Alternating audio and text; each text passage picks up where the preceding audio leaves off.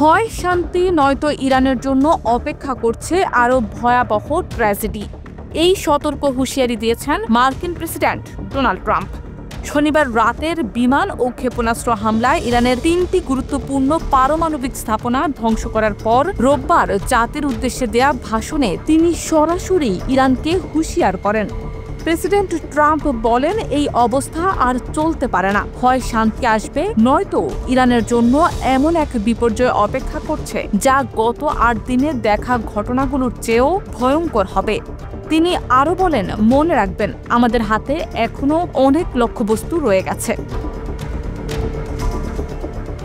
এই ভাষণের কিছুক্ষণের মধ্যে মার্কিন প্রতিরক্ষা দপ্তর পেন্টাগন থেকে জানানো হয়, প্রেসিডেন্ট ট্রাম্পের ঘোষণা অনুযায়ী সোমবার সকাল 8টায় একটি গুরুত্বপূর্ণ সংবাদ সম্মেলন অনুষ্ঠিত হবে, যেখানে হামলার বিস্তারিত ও ভবিষ্যৎ কৌশল তুলে ধরবেন মার্কিন প্রতিরক্ষা মন্ত্রী পিট হেগসেট এবং জয়েন্ট চিফস অফ স্টাফের chairman lieutenant general Dan Kane.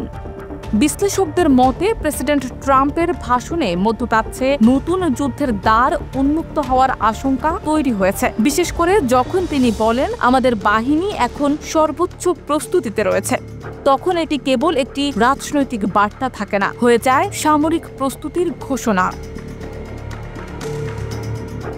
এদিকে ইরান সরকারের পক্ষ থেকে এখনও কোনো সরাসরি প্রতিক্রিয়া জানানো না হলেও দেশটির রাষ্ট্রীয় টেলিভিশনে ট্রাম্পের ভাষণের প্রতি তীব্র প্রতিক্রিয়া দেখাতে দেখা গেছে। রাষ্ট্রীয় সংবাদ মাধ্যমগুলোতে বলা হয়েছে, যুক্তরাষ্ট্র ইচ্ছাকৃতভাবে যুদ্ধ উস্কে দিচ্ছে এবং এটি একটি অঘোষিত আক্রমণাত্মক যুদ্ধের সমান।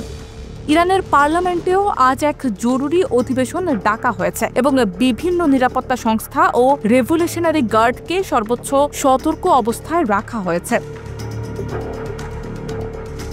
হয় শান্তি নয়তো বড় ট্র্যাজেডি, এই বাক্যে প্রেসিডেন্ট ট্রাম্প শুধু ইরানই নয়, গোটা বিশ্বকে নতুন এক স্নায়ুযুদ্ধের সামনে দাঁড় করিয়ে দিয়েছেন বলে মনে করছেন বিশ্লেষকরা।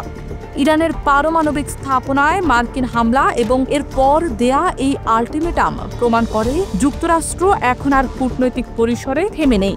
তারা পরবর্তী পদক্ষেপের জন্য পুরোপুরি প্রস্তুত। এখন প্রশ্ন হচ্ছে, তেহরান এই বার্তাকে কিভাবে নেবে? তারা কি শান্তির পথে আসবে নাকি পাল্টা প্রতিক্রিয়ায় একটি ভয়াবহ সংঘাতের দিকে এগোবে?